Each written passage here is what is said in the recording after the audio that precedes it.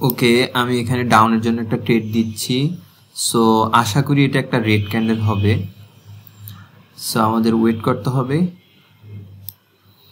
আশা করি এটা একটা রেড ক্যান্ডেল হবে, কারণ এখানে সেলার্সের বায়ার্সের তেমন প্রেশার নাই, ঠিক আছে। শুধু একটা সিঙ্গেল বায়ার্স ক্যান্ডেল কোনো লেভেলে যখন পৌঁছে, অর্থাৎ এটা একটা জোন, এই জোনে ক্লোজ দিছে।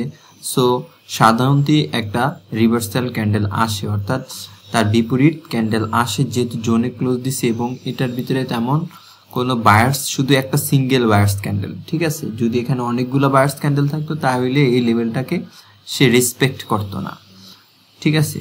যার কারণে আমি ডাউনে ট্রেড দিয়েছি।